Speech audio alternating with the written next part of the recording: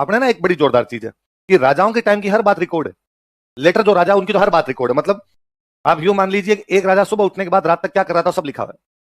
7 बज के इतने मिनट पर वो दरबार में आया था, कितने लोगों से मिला था, इस आदमी को उसने इतने इतने रुपए का दान दिया था, इस राजा के आदमी आए हुए थे उनसे मुलाकात की थी, उसके बाद वो इतने बजे खाना खाता है, खाने में ये खाता है, शाम को वापस शिकार करने के लिए जाता है, शिकार में उसके साथ कौन कौन गए थे, शिकार में क्या क्या मार के लाए थे, रात को कितने बजे खाना खाया था, पूरा मेंशन है। इवन ये तक मेंशन है कि कौन सी रानी के लिए नए कपड़े मंगवाए गए थे, वो कपड़ों का कलर क्या था, वो कलर करने वाला कौन था, उस कलर करने वाले को कितने रुपए दिए गए थे। उसमें यह तक मेंशन है कि रानी जब मरी तो उसकी संदूक में क्या क्या सामान मिला था, उसके सोने के गहने कितने मिले थे, उसके चांदी के गहने कितने मिले थे, कितने बनवाए हुए थे, कितने मिले थे, लैप्स तो नहीं है। पर क्या इतिहास केवल किताबों से पढ़ा जा सकता है? क्या इतिहास पढ़ने के दूसरे कोई तरीके नहीं होते हैं? खूब सारे तरीके होते हैं इतिहास पढ़ने के। हम आज ये जानेंगे कि इतिहास पढ़ने के क्या क्या सोर्स हो सकते हैं हमारे पास। हेडिंग डालिए। और तब मैंने पूरा तत्व में बताया था कि भाई आप पुराने किसी अभिलेख को देख के बताओ हिस्ट्री क्या है, पुराने किसी मूर्ति को देख के बताओ कि हिस्ट्री क्या है, पुराने किसी बिल्डिंग को देख के बताओ कि हिस्ट्री क्या है, पुराने किसी मंदिर को देख के बताओ हिस्ट्री क्या है, पुराने किसी पेंटिंग को देख के बताओ हिस्ट्री क्या है। ये जो सारी हिस्ट्री होती है क्या होती है ना? पुराना कोई पुराने टाइम का हथियार मिल गया, अब उस हथियार से आपको क्या पता चलता है कि यार ये कितने साल पुराना हथियार है, मतलब 1000 साल पुराना। तो हमें पता चलता है 1000 साल पहले लोग इस प्रकार के लंबे हथियार रखते थे, छोटे हथियार रखते थे, हाथ में पकड़ने वाले रखते थे, हाथ से फेंक के मारने वाले रखते थे। पता चलता है लोगों की मनोवृत्ति, पता चलती है किस प्रकार के लोग थे। हमें 1000 साल पहले की एक पेंटिंग मिली, एक गुफा के अंदर पेंटिंग मिली। इसका मतलब एक तो लोग कहां रहते होंगे, गुफाओं के अंदर रहते होंगे। और पेंटिंग के अंदर मान लो एक परिवार सब मिलजुल के शिकार करने जा रहा है, हमें पता चलता है जॉइंट फैमिली है। हिस्ट्री का मतलब केवल राजाओं की जय पराजय नहीं है। हिस्ट्री का मतलब कहते ही नहीं है कि फलाना राजा किससे लड़ लिया और कौन से राजा ने कौन सी रानी से शादी कर ली थी। हिस्ट्री है ही नहीं। हिस्ट्री का मतलब है वास्तव में सामाजिक और आर्थिक जीवन क्या है, सोशियो इकोनॉमिक लाइफ। उस समय लोगों की सोशल लाइफ कैसी थी, उस समय लोगों की इकोनॉमी के सोर्स कैसे थे, ये जाननी हिस्ट्री का मुख्य उद्देश्य है। हालांकि ये सब पढ़नी चीजें पॉलिटिकल थ्रू होती है कि हम पढ़ते ही हैं इस राजा के टाइम में ये हुआ, तो वास्तव में पॉलिटिकल चीजें पढ़ रहे होते हैं, पर उनसे निकाल क्या चीजें रहे होते हैं हम, सोशल और इकोनॉमिक। सोशल में हम ये देखते हैं उस समय लोग कौन से भगवान को मानते थे। हमें कोई एक पुराना अभिलेख मिलता है और उस अभिलेख के अंदर एक राजा कहता है मैंने यज्ञ किया और यज्ञ से पहले विष्णु भगवान की पूजा की। पता चला ना आज के 2000 साल पहले राजस्थान में किसकी पूजा होती, विष्णु भगवान की पूजा होती थी। आज के 2200 साल पहले राजस्थान में किसकी पूजा होती है, विष्णु भगवान की। हमें पता चलता है कि उस समय विष्णु भगवान को मानने लग गए थे। हमें कोई आज के 2000 साल पुरानी एक मूर्ति मिलती है शिव जी की, इसका मतलब विष्णु जी को भी मानते थे लोग, इसको मान रहे थे। तो ये सारी जो हिस्ट्री पता चलती है कौन सी हिस्ट्री है, कौन सी है, पुरातात्विक आर्कियोलॉजिकल। दूसरी कौन सी किताबें, जो किताबों में लिखी हुई, किताबों में आप कह सकते हो सर संस्कृत की किताब में, हाँ वो भी हो सकती है। आपको सर राजस्थानी किताब में, वो भी हो सकती है। मुसलमान आ गए उसके बाद उनकी भाषा थी फारसी, कौन सी थी भाई, सबसे पुरानी भारत की भाषा कौन सी, संस्कृत। आपने राजस्थान की भाषा कौन सी, राजस्थानी। मुसलमान आ गए उसके बाद की फारसी, और अंग्रेज आ गए उसके बाद की इंग्लिश। हम 4 सोर्स देखेंगे, हम संस्कृत की किताबें देखेंगे, हम राजस्थानी की किताबें देखेंगे, हम पर्सियन या फारसी देखेंगे, और हम इंग्लिश देखेंगे। तो वो हमारा लिटरेरी सोर्स हो गया। जैसे एक लिटरेरी सोर्स हमने कल पढ़ा है टोड, कल पढ़ा है टोड। तीसरा क्या लिखा हुआ है पूरा लिखिए, क्या लिखा हुआ है, आर्काइवल। क्या लिखा हुआ है, आर्काइव। जब अपना देश आजाद हो गया, देश आजाद हो गया तो बाद में जब राजस्थान की सरकार बन गई, भारत की सरकार बन गई, तो इन लोगों ने म्यूजियम्स बनाए। क्या बनाए, या मैं एक ज्यादा अच्छा शब्द बताता हूं, इन लोगों बनाए आर्काइव्स। क्या बनाया इन्होंने, आर्काइव, या हिंदी वाला ज्यादा नाम अच्छा होगा आपके समझ में आएगा, अभिलेखागार। क्या बनाया इन लोगों ने, अभिलेखागार। उनके अंदर पुराने रिकॉर्ड्स रखे गए। पुराने रिकॉर्ड्स कैसे, जैसे उनके अंदर लिखा हुआ है कि अपने ना एक बड़ी जोरदार चीज है कि राजाओं के टाइम की हर बात रिकॉर्ड है। लेटर जो राजा उनकी तो हर बात रिकॉर्ड है। मतलब आप यूं मान लीजिए एक राजा सुबह उठने के बाद रात तक क्या कर रहा था सब लिखा हुआ है। 7 बज के इतने मिनट पर वो दरबार में आया था, कितने लोगों से मिला था, इस आदमी को उसने इतने इतने रुपए का दान दिया था, इस राजा के आदमी आए हुए थे उनसे मुलाकात की थी, उसके बाद वो इतने बजे खाना खाता है, खाने में ये खाता है, शाम को वापस शिकार करने के लिए जाता है, शिकार में उसके साथ कौन कौन गए थे, शिकार में क्या क्या मार के लाए थे, रात को कितने बजे खाना खाया था, पूरा मेंशन है। इवन ये तक मेंशन है कि कौन सी रानी के लिए नए कपड़े मंगवाए गए थे, वो कपड़ों का कलर क्या था, वो कलर करने वाला कौन था, उस कलर करने वाले को कितने रुपए दिए गए थे। उसमें यह तक मेंशन है कि एक रानी जब मरी तो उसकी संदूक में क्या क्या सामान मिला था, उसके सोने के गहने कितने मिले थे, उसके चांदी के गहने कितने मिले थे, कितने बनवाए हुए थे, कितने मिले थे, लैप्स तो नहीं है। अब यदि आगे रानी के कोई बेटी बेटा है तब तो वो गहने उसको दिए जाएंगे, यदि रानी के बेटा बेटा नहीं है तो राज्य उनको जब्त करे, राज्य उनको काम मिले। ये तक लिखा हुआ कि कोई बिल्डिंग बनी, इसमें कितने रुपए लगे हैं। एक झील अपने राजसमंद झील, उसके बाहर आज तक वो सूचना पट्टा नोटिस बोर्ड इस पे लिखा हुआ कि इसके निर्माण में 14 साल लगे, बनने में कितने साल लगे, 1,08,07,506 रुपए 25 पैसे। ये तक हिसाब है, पैसे तक का हिसाब है उसमें। और उसमें भी वो कि जो मिट्टी लेके आए थे उनको कितने रुपए दिए, जो ऊंट गाड़ी वाले थे उनको कितने रुपए दिए, जो पत्थरों की गढ़ाई कर रहे थे उनको कितने रुपए दिए, पत्थर गढ़ाई करने वाले लोग कहां से आए थे, सब कुछ मेंशन किया उन्होंने। अब वो जो उनके पुराने रिकॉर्ड्स थे राजाओं के टाइम में, राजाओं ने अपने सेफ रखे। अब तो बाद में सरकार ने बनाए आर्काइव्स। क्या बनाए, और उन आर्काइव्स में जाके उनको सेव करने शुरू कर। जैसे आजकल आप कहते हो कि आपके जितने डॉक्यूमेंट्स आप मोबाइल में कहते हो कि डिजी लॉकर है, आपको जो मेरे सारे जो डॉक्यूमेंट्स लॉकर में सेव है, वैसे सरकार ने लॉकर बना दिए जी कुल मिला के। आज ऑनलाइन हो गए, उस समय ऑफलाइन ही थे। बिल्डिंग बनाई, बिल्डिंग में सारे रिकॉर्ड्स रख दिए। ये जयपुर के रिकॉर्ड्स है, ये कोटा के रिकॉर्ड्स है, ये जोधपुर के रिकॉर्ड्स है, ये करौली के रिकॉर्ड्स है, भरतपुर के रिकॉर्ड्स है। वो जो सारा सोर्स है वो भी तो सोर्स है हिस्ट्री जानने का। कि एक राजा की एक रानी ने उस दिन इस प्रकार के कपड़े रंगवाए थे, और कपड़े रंगने वाला ये बंदा था। हमें पता चलता ना, कपड़े रंगने वाले लोग अलग हुआ करते थे, उनकी भी कोई जाति हुआ करती थी, वो कपड़े रंगने का ही काम करते थे। उसमें यह तक उनके मेंशन रहता है कि कपड़े का जो रंग है वो किस प्रकार से बनाया गया। हमें पता चलता है पहले नेचुरल कलर बनाते थे, उनको बनाने का तरीका क्या हुआ करता था, या वो कौन सा प्रिंट पहनते थे, वो बंदेज पहनते थे, वो चुंदड़ी पहनते थे, वो लहरिया पहनते थे, किस प्रकार का पहनते थे। हमें उनसे ये पता चलता है कि राजा शादी के लिए तैयार हुआ, उसने मोठड़े की पगड़ी बांधी। कौन सी पगड़ी? इसका मतलब है शादी ब्याह में जो पगड़ियां बांधी जाती है कौन सी होती है। अब राजा दशहरे के लिए जा रहा था और उसने मदील की पगड़ी बांध ली थी। इसका मतलब राजा दशहरे पे कौन सी पगड़ी बांधता है? मदील की पगड़ी बांधता है। अब ये क्वेश्चन पूछते हैं, मदील की पगड़ी कौन से त्यौहार पर बांधी जाती है? दशहरे पे। शादी के टाइम में बांधी जाने वाली पगड़ी को क्या कहते हैं? मोठेड़ा। ये सवाल है। ये जो सारी जानकारियां ये मिलती है हमें आर्काइव से। कहां से मिलती है? भारत का जो नेशनल आर्काइव है वो है दिल्ली। कहां पर है? और राजस्थान का जो स्टेट आर्काइव है वो है अपना बीकानेर। कहां पर है? भारत का नेशनल आर्काइव कहां पे, और राजस्थान का स्टेट आर्काइव कहां पे? बीकानेर। फिर उसकी यूनिट बना ली उन्होंने, उनका भाई एक उसका सेंटर जयपुर में बना दो, एक सेंटर यहां पर भी बना दो, अलग है, पर उसको जो मुख्य आर्काइव बना वो कहां पर अपना। तो हिस्ट्री जानने के 3 सोर्स हो सकते हैं, बताओ कौन कौन से? पुरातात्विक, साहित्यिक और पुरालेख। लिख लो पहले। ये उत्खनन का मतलब जमीन को खोद के जो कुछ मिले उनसे यदि हिस्ट्री हमें पता चलती तो वो क्या है? जैसे कालीबंगा खोदा, कालीबंगा खोदा, नीचे नालियां मिली, हमें पता चला कि आज के 4500 साल पहले, कितने साल पहले हमारे लोगों ने नालियां बना ली थी। यदि वो ना मिलता, यदि हम जमीन को ना खोदते तो उसके बारे में कोई जानकारी है ना। अपने हरियाणा में एक शहर है जिसका एक्सकेवेशन अब तक भी चल रहा है, राखी गड्डी। कौन सा है? हरियाणा में एक शहर है अपना बनावली। कौन सा शहर है? जब बनावली को हमने खोदा तो हमें वहां से वॉश बेसिन मिला। क्या मिला? हमें पता चला अमीर लोग रहते होंगे तो घरों में उन्होंने क्या बना रखे हैं? वॉश बेसिन तक बनवा रखे हैं। आपने कभी एक शहर का नाम सुना होगा मोहनजोदड़ो, है ना। हमने मोहनजोदड़ो खोदा तो हमें पता चला कि यार उनके सारे मकान पक्की ईंटों के। आज के 5000 साल पहले का शहर है और सारे मकान किसके हैं? पक्की ईंटों के बने थे। हमें पता चला कि लोग किसका इस्तेमाल करते हैं? पक्की ईंटों का। शिव जी की मूर्ति मिल रही है कोई, तो हमें पता चलता है यार शिव जी टाइप के कोई देवता उनके होते हैं। हो सकता है उनका नाम शिव जी नहीं, उन्होंने और कुछ रख रखा हो, पर देवता तो है। एक मूर्ति मिल जाए इसमें कोई बंदा जैसे बैठा जैसे योगा कर रहा हो, तो हमें पता चलता है योग करने वाले लोग भी उस टाइम कोई रहते होंगे। हमें एक मूर्ति मिली और जिसमें एक लड़की डांस कर रही है, उसी प्रकार से नटराज की मूर्ति डांस करती है, तो हमें लगता है उस समय डांस भी लोग करते थे। ये सब चीजें जो आएगी किसमें आएगी? बोलो जोर से, है ना। जमीन को खोद के जो कुछ प्राप्त किया जाए वो क्या हो गया आपका? उत्खनित प्रोसेस। दूसरा क्या है? अभिलेख समझते हो? आप में से किसी ने कोई अभिलेख देखा है? क्या बात करते हो यार, सबने देखा है। रोडवेज बस स्टैंड के बाद नोटिस बोर्ड नहीं देखा? इस रोडवेज बस स्टैंड का निर्माण अशोक गहलोत के शासनकाल में करवाया गया था। अभिलेख हो, जो कुछ लिखा हुआ है वो क्या है? अभिलेख। ये डिपेंड करता है लिखा हुआ किस पे। मैं कहता हूं आपने जो नोट्स लिख रहे हो अभिलेख है। आपने कागज पे लिखे, कागज लेख है। किसी ने पत्थर पे लिख दिया, उसको शिलालेख कह दिया। पत्थर चौड़ा था तो शिलालेख, लंबा था तो स्तंभ लेख। किसी ने गुफा के अंदर जाके लिख दिया तो गुहा लेख। जहां कुछ भी कोई दीवारों पर इस प्रकार लिखा हुआ है वो ज्यादातर चीजें क्या आपकी? अच्छा, अभिलेख एक बड़ी जोरदार चीज है। किताबों की जानकारी गलत हो सकती है, अभिलेखों वाली गलत नहीं है। कारण कि बुक तो ये हो सकती है कि घटना अभी आज कोई इंसिडेंट हुआ और आज के 200 साल बाद कोई बुक लिखे। मैं गांधी जी पर बैठ के बुक लिखूं, गांधी जी की आज के 75 साल पहले मृत्यु हो गई, तो मैं चीजें इधर उधर से पढ़ के लिखूंगा, सुन के लिखूंगा चीजें। हो सकता है थोड़ा हेरफेर आ जाए उन चीजों के अंदर। अभिलेख उसी समय के हैं जिस समय वो घटना हुई थी। अच्छा, जब घटना होती है तब आदमी उसके बारे में ये नहीं सोचता कि इसके बारे में क्या लिखवाना क्या नहीं करना, तब वो घटना ही लिखवाता, इंसिडेंट लिखवाता, यार ये हुआ है लिख दो। हो सकता है 100 साल बाद में उसके बारे में अच्छी बुरी बातें हैं, यार इसके बारे में बुरा क्यों लिखे, अच्छा लिखे, इसके बारे में अच्छा क्यों लिखे, बुरा ही क्यों लिखे, तो बाद में हेरफेर हो सकती है। लेकिन अभिलेखों में ज्यादा कोई हेरफेर नहीं। अभिलेख हमें 2 चीज बताते हैं। हाँ, एक ही चीज है, लेख लिख ले, इसको अभी हटा दे। जो कुछ लिखा हुआ वो अभिलेख है। अब ये पत्थर पे होते तो शिलालेख, लंबे पत्थर पे होते तो स्तंभ लेख, गुफाओं के अंदर लिखे होते हैं गुहा लेख, तांबे पे लिखे होते हैं ताम्र लेख। ये की मतलब अब 2 चीजें पता चलती है। एक तो जब कभी किसी ने कोई इंस्क्रिप्शन खुदवाया उसके ऊपर तारीखें लिखी। मैं आज खुदवा रहा हूं तो आज की क्या लिखूंगा? डेट। तो डेटलाइन एकदम सही मिलती है। वरना क्या बुक आज के 200 साल बाद में लिखी, डेटलाइन ऊपर नीचे हो सकती है कि वो कहेगा यार जहां तक मुझे आता था अगस्त के महीने की बात है, और हो सकता है वो सितंबर की हो सकता है वो नवंबर की हो गया यार मुझे याद आता है 1282 की बात है, क्या पता 84 की 86 की। पर अभिलेख तो जब घटना हुई है तब का है, तो एग्जैक्टली डेट है। तो 2 चीजें पता चलती है, एक तो उसी टाइम के है तो कंटेम्प्रेरी है, एक उनसे डेट पता चलती है तो डेट लाइन हमारी एकदम से डिसाइड हो जाती है। तो इतिहास जानने का सबसे वो सटीक सोर्स कोई होता है, एक्यूरेट जो ज्यादा चीजें बताता है वो कौन सा होता है? आगे क्या लिखा हुआ है? क्या लिखा हुआ है?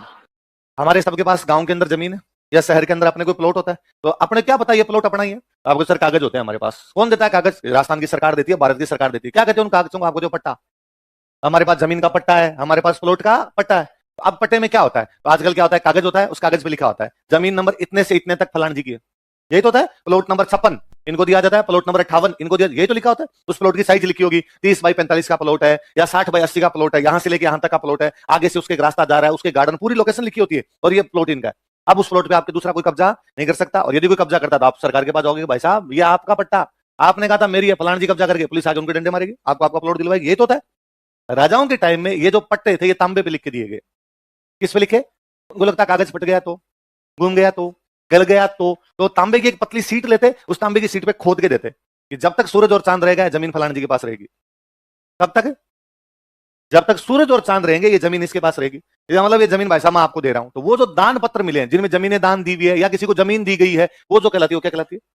भाई जमीन का राजा माना जाता, सॉरी जमीन का स्वामी माना जाता राजा। कि लैंड का ओनर कौन है? तो कौन है? इसलिए राजा की एक उपाधि होती थी भूपति। क्या बोलते राजा को? भू का मतलब भूमि, पति का मतलब स्वामी। जो जमीन का स्वामी, जमीन का स्वामी कौन है? राजा। मैं मान लो राजा हूं, मैं आपको जमीन दे रहा हूं तो मैं आपको जमीन का कागज दूंगा। वो जो जमीनों के कागज है वो क्या कहलाते हैं? क्या कहलाते हैं? जैसे ना मैं आगे बताऊंगा आपको कि 1206 ईस्वी का, कब का? 1206 का एक ताम्र पत्र मिला हमें उदयपुर के पास में जगह पड़ती है आहड़। कौन जगह है? आहड़ से एक ताम्र पत्र मिला और उसके अंदर लिखा हुआ है कि गुजरात के चालुक्य राजा भीम सेकंड ने जमीन का दान दिया। गुजरात के चालुक्य राजा भीम सेकंड ने जमीन का दान दिया। कहां पे? आहड़। कहां पे? इसका मतलब गुजरात वालों का आहड़ पे कब्जा है। जगह उदयपुर की है। उदयपुर में जो डायनेस्टी थी वो थी गुहिल। कौन सी थी? इसका मतलब गुहिल बीच में हारे हैं। गुजरात वाले चालुक्यों ने कब्जा किया है और जमीन पर जब उनका कब्जा तो जमीन वही बांटेंगे। उनका मतलब ये हम बांट रहे हैं, ये हमारे वाले ली जानी चाहिए यहाँ पे जमीन। तो अब वो ताम्रपत्र जानकारी दे रहे हैं ना कि गुजरात वाले बीच में कुछ टाइम तक तो कब्जा कर गए थे। हो सकता है मेवाड़ की हिस्ट्री में बात लिखी ना हो, मेवाड़ वाले लिखवाई ने काटो रे मंदिर नहीं लिखी नहीं रहा अपने पे कब्जा हुआ था। किताब में हो सकता नहीं है पर ताम्रपत्र जानकारी दिया गया। तो ताम्रपत्रों से हमें खूब सारी जानकारी मिलती है। अगली चीज क्या है? सिक्के तो आप जानते हो, नॉर्मली कोई सिक्का मिलेगा। अच्छा सिक्कों से गजब जानकारी ये भी मिल जाती है। पहले क्या राजा महाराजा अपना नाम और वो तो लिखवाते ही थे, कई बार वो उस देवता की फोटो भी लिखवा देता जिसकी पूजा करता था। जैसे समुद्रगुप्त एक बहुत बड़ा राजा हुआ, उसने सिक्कों पर एक नाम लिखवाया परम भागवत। क्या लिखवाया? भागवत मतलब विष्णु भगवान होते हैं। भागवत मतलब परम मतलब सबसे बड़ा, मैं विष्णु भगवान का सबसे बड़ा भक्त हूं इसलिए मेरा नाम क्या लिख दिया जाए? परम भागवत नाम लिख दिया जाए। तो हमें पता चलता है कि जो गुप्त राजा थे वो कौन से भगवान को मानते? और पहले ये कहते थे यथा राजा तथा प्रजा। जैसा राजा होता है वैसी क्या हो जाती है? जनता। इसका मतलब जनता भी उस टाइम में कौन से भगवान को ज्यादा मानती होगी? और विष्णु को मानने वाले वैष्णव। विष्णु को मानने वाले, इसका मतलब उसमें वैष्णव लोग थोड़े ज्यादा थे, बाकी वाले थोड़े, बाकी भी रहे होंगे पर ज्यादा संख्या किसकी रही होगी? समुद्रगुप्त का तो और बड़ा गजब।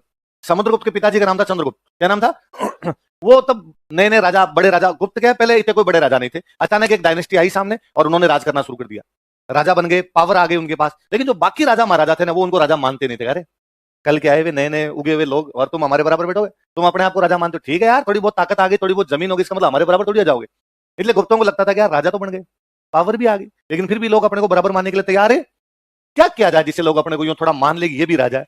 तो क्या कोई पुराने राजा है उनमें अपने शादी ब्याह हो जाए तो पुराने वालों को लगेगा कि लो साहब हम तो आपके साथ के लोग हैं। और उस समय एक डायनेस्टी हुआ करती जो किसी टाइम में बहुत पावरफुल थी पर उस टाइम कमजोर हो रही थी। वो थे लिच्छवी। कौन थे? और लिच्छवी बड़े ही सम्माननीय इज्जतदार लोग थे एकदम। और चंद्रगुप्त ने जाके लिच्छवियों की एक राजकुमारी से शादी की, कुमार देवी। क्या नाम था? उसने सिक्कों पे लिखवाया मैंने कुमार देवी से शादी की है, ताकि सबको पता चले कि भाई साहब बड़के आदमी नहीं हम, हमारी शादी किसके अंदर हो रखी है? लिच्छवियों में हो रखी है। लिच्छवियों की कौन सी राजकुमारी से? अब चंद्रगुप्त का कुमार देवी का जो बेटा हुआ उसका नाम है समुद्रगुप्त। क्या नाम है? नॉर्मली आपसे कोई पूछता है कि तुम कौन हो तो पापा का नाम बताते हो? ये कहते हो साहब मैं फलाना जी का बेटा, मम्मी का थोड़ी बताते हो। भारत का सिस्टम पितृ सत्ता का, हम पिता का नाम बताते हैं, हम उनकी संतान है, दादाजी का नाम बताते हैं। समुद्रगुप्त ने अपने सिक्कों में लिखवाया मैं लिच्छवियों का दोहिता हूं। किसका दोहिता हूं? मेरी माँ कुमार देवी, पापा बाद में बता दूंगा नाम, पहले मम्मी का नाम सुनो। तो मम्मी मेरी कौन है? कुमार देवी। मेरे नाना जी लिच्छवी है भाई साहब, वो सुनो तुम। तो उन्होंने अपने सिक्कों में लिखवा लिच्छवी दोहित्र। हमें पता चलता है कि यार इन चीजों की कितनी वैल्यू थी कि वो लिच्छवी, और इससे यह पता चलता है कि लिच्छवी कितने महान रहे होंगे कि एक राजा सिक्कों पे भी लिखवाता कि मैं किसका दोहिता हूं। तो सिक्के बड़ी गजब गजब जानकारियां दे जाते हैं हमें। अच्छा कई बार जैसे अपने टोंक के पास में एक जगह पड़ती है रेड। कौन जगह है? हम आगे पढ़ेंगे। रेड नाम की एक जगह टोंक के पास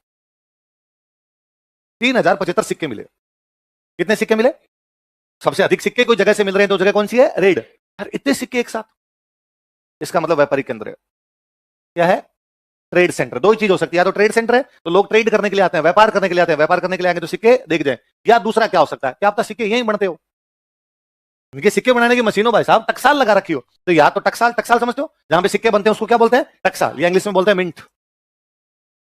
हिंदी में तो क्या कहते हैं? टकसाल। इंग्लिश में क्या कहते हैं? या तो सिक्के बनते हैं यहाँ पे, आरबीआई इधर ही है उनका, और या वो व्यापार करते हैं, इस चक्कर व्यापार के वहां पर सिक्के हैं। तो इनसे ये चीजें पता चलती है। सिक्के खूब सारी नई जानकारियां देते हैं अपने को। आगे क्या लिखा हुआ? क्या है? स्थापत्य। आप नोटिस कीजिए कभी राजस्थान, स्थापत्य का मतलब आर्किटेक्चर, किले है ना, किले मंदिर महल मकान में जो भी बना हुआ है आप कभी नोटिस कीजिए। राजस्थान में अपने खूब सारे किले, सारे किले पहाड़ों के ऊपर है।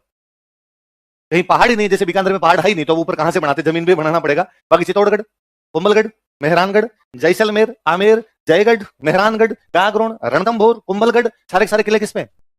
ये बताते हैं कि सिक्योरिटी ज्यादा जरूरी थी, ये दुश्मन किले के अंदर घुसना नहीं चाहिए, इसलिए ऊंचे बनाए गए किले। आप और नोटिस करेंगे, मैं कई बार क्लास में बच्चों से पूछता हूं कि जैसलमेर का जो किला है वो 1155 में बनाया गया।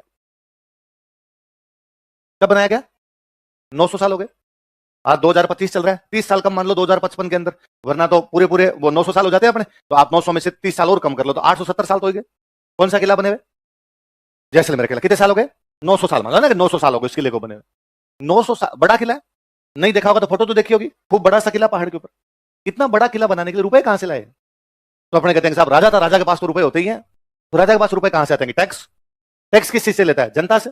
जनता से किस बात का टैक्स लेता है? कि खेती करती है जनता, तो खेती का तो जैसलमेर में आज भी नहीं होती खेती, तो अभी भी नहीं होती। तो पहले तो और भी कम खेती होती होगी, और कम खेती होती तो जनता के पास जब होता ही नहीं है तो टैक्स लेगा किसके? भाई मेरे पास 100 क्विंटल बाजरा हुआ तो राजा ने कहा 30 बोरी मेरे को दे, मेरी हुई 3, तो एक राजा ले जा, और उससे तेरे किला बनता तो बना। तो फिर स्टूडेंट कहता है सर इंडस्ट्री, उद्योग धंधे रहे होंगे, तो पूरे राजस्थान में नहीं है इंडस्ट्री, तो आज भी नहीं है अपने। तो फिर तीसरा क्या है? जैसे ट्रेड, 3 चीज होती है, एग्रीकल्चर होती है, इंडस्ट्री होती है, तीसरा क्या होता है? ट्रेड। ट्रेड किसका हो सकता है? या तो जो एग्रीकल्चर में होता है उसका, या जो इंडस्ट्री में होता है उसका। या तो भाई मेरे खेत में कुछ हुआ, कपास हुई, मैंने कपास का ट्रेड किया, या मेरे इंडस्ट्री में कुछ मैंने कपड़े बनाए तो मैंने कपड़े का ट्रेड किया। जब आपके एग्रीकल्चर नहीं है, जब आपके इंडस्ट्री नहीं है, तो ट्रेड करोगे किसका भाई साहब? तो अब ये ट्रेड रूट पे थे अपने वाले, है ना। यदि किसी को दिल्ली से सिंध जाना होता, पाकिस्तान में जगह पड़ती है सिंध, दिल्ली से सिंध जाना होता तो बीच में क्या था? जैसलमेर। तो अब जैसलमेर राजा दोनों से टैक्स लेता, दिल्ली से सिंध जाने वाले मुझे टैक्स दो, सिंध से दिल्ली जाने वाले मेरे को टैक्स दो। उस टैक्स से बढ़ाए हमने, वो एक मुख्य सोर्स हुआ करता है इकोनॉमी का। कहने का कुल मिला के मतलब है राजस्थान के सारे किले ट्रेड रूट्स पर है। दिल्ली से मालवा जाना हो, दिल्ली से गुजरात जाना हो, चित्तौड़गढ़ आएगा, रणथंबोर आएगा, कुंभलगढ़ बीच के अंदर आएगा आपका। दिल्ली से सिंध की तरफ जाना हो, ये जैसलमेर आएगा। इवन दिल्ली से अफगानिस्तान तरफ जाने का जो रूट था उसमें बीच में बीकानेर था। आप बीकानेर क्रॉस करके बाद में अफगानिस्तान की तरफ जाया करते थे, तो बाद में बीकानेर आएगा, तो बीकानेर राजा का मेरे को टैक्स देके जाओ। हमें इनकी लोकेशन बताती है कि यूं ही नहीं बना दिए। एक दिन राजा को जी में आएगी, पार्ट ठीक है ना, खोद दो भाई साहब, इस पे बना देता हूं ना। उसने कहा जो रूट है उस पे बनाया जाए। हमें 2 चीज बता रहे हैं, सिक्योरिटी, यूटिलिटी, उपयोगिता है उनकी, ऐसे नहीं बनाए गए हैं। वो वहीं पर क्यों बनाया गया, इसमें अपने आप में बड़ी लॉजिक है उनके अंदर चीजें। दोनों चीजों का ध्यान रखा। आप चित्तौड़गढ़ का किला देखने जाइए कभी, उस किले के अंदर खेती होती, किले के अंदर अंदर खेती है किले के। इसका मतलब उनको पता था अटैक होगा तो पब्लिक को अंदर शिफ्ट करनी पड़ेगी। वो बताते हैं कि ये किले ज्यादातर उस समय बने हैं जिस समय क्या हो रहे होंगे, अटैक हो रहे होंगे। तो राजा ने कहा जनता को अंदर शिफ्ट कर लो, अंदर खाएंगे क्या, खेती करो। 84 तालाब है उस किले में, 84 पॉइंट। जब सारी पब्लिक अंदर शिफ्ट हो जाएगी, पानी कहां से पियोगे? अंदर ही बनाओ सब तालाब, और हर किले में पानी की व्यवस्था है। आप जैकेट देखने जाइए कभी, टांके टांके बने हुए पानी की, टांके टांके उसके अंदर खूब सारे। ये सब उन चीजों का ध्यान रखा। तो आर्किटेक्चर हमें बताता है कि ऐसा बना क्यों, इसके बनने के पीछे लॉजिक क्या था। आप और चीज नोटिस कीजिए, आप आमेर के किले को देखिए, आमेर के किले को देखोगे बहुत सुंदर है ना, क्योंकि आमेर की उस समय अकबर के साथ संधि थी, इसलिए अटैक का डर नहीं था, इसलिए बहुत सुंदर बनाया। आप चित्तौड़गढ़ किले को देखिए, उसमें कुछ ही सुंदर नहीं है। उसमें बड़ी बड़ी दीवारें बना दी, ऊंचा सा बना दिया, क्योंकि उन्होंने कहा कि ना अपने को सिक्योरिटी ज्यादा जरूरी है, इन्होंने कहा ब्यूटी ज्यादा जरूरी है। 3 चीजें होती है किलों में, सिक्योरिटी, यूटिलिटी, ब्यूटी। वो हमने सुंदर बनाए, वो हमने उपयोगी बनाए, वो हमने सुरक्षा की दृष्टि से बनाए। अब वो ज्यादा है, कहां पर सिक्योरिटी ज्यादा है, कहां पर यूटिलिटी ज्यादा है, कहां पर ब्यूटी ज्यादा है, वो उस समय की कंडीशन से पता चलता है। तो बिल्डिंग्स बहुत कुछ बताती है, इस प्रकार की बिल्डिंग क्यों बनाई गई वहां पर, तो ये सब चीजें हमें कहां से पता चलेगी? इसे स्थापत्य कला। अगली क्या है? पेंटिंग्स तो मैंने अभी आपको बताई, पेंटिंग से खूब सारी जानकारियां मिल जाती है अपने को। राजा महाराजाओं के टाइम की पेंटिंग्स की, एक कोई राजा की पेंटिंग है और उस पेंटिंग के अंदर बैठा बैठा राजा दुर्गा माता के आगे पूजा कर रहा है, इस प्रकार की पेंटिंग बनाएगी, पता चलता है कि राजा शक्ति की पूजा करते हैं। बाहर सेना खड़ी है और इधर दुर्गा माता की पूजा, इसका मतलब राजा युद्ध में जाने से पहले दुर्गा माता की पूजा कर रहा है, इसका मतलब युद्ध में जाने से पहले देवियों की पूजा करते होंगे। इन बातों की जानकारी मिलती है। हमें कोई पुरानी पेंटिंग मिलती है, उन पुरानी पेंटिंग के अंदर कोई शिकार के दृश्य है, इसका मतलब उस समय लोगों का जो मुख्य कोई रहा होगा, उनके जीवन यापन का, तो वो क्या रहा होगा, हंटिंग रहा होगा, शिकार करने जाते होंगे, उसी को मार के खाते होंगे। खूब सारी बातें पता चलती है अपने को। ये चित्रकला लास्ट कौन सी? मूर्तियां कैसे बनाई हुई, मूर्तियों के बनाने के तरीके क्या उनके, मूर्तियां ज्यादा किसकी है। जैसे जो सिंधु घाटी सभ्यता का जो टाइम है, इंडस वैली सिविलाइजेशन की है, उनमें ज्यादातर मूर्तियां देवियों की है, देवताओं की नहीं है। ज्यादातर किसकी है? इससे पता चलता है महिलाओं की चलती होगी। समाज में चलती किसकी होगी? तो उनका हमारी बनाओ रे, ये पुरुषों की छोड़ो, तुम काम करो जाओ। तो मातृत्वात्मक समाज है, महिला प्रधान समाज है, जानकारी मिल रही है उन सब चीजों से। तो ये सब चीजें जो है, कैसी चीजें? आर्कियोलॉजिकल। कैसी है? पुरातात्विक। कैसी चीजें? तो हमें आर्कियोलॉजिकल सोर्स देखने हो तो हमें क्या क्या देखने चाहिए? उत्खनित पुरावशेष, अभिलेख, ताम्रपत्र, सिक्के, स्थापत्य कला,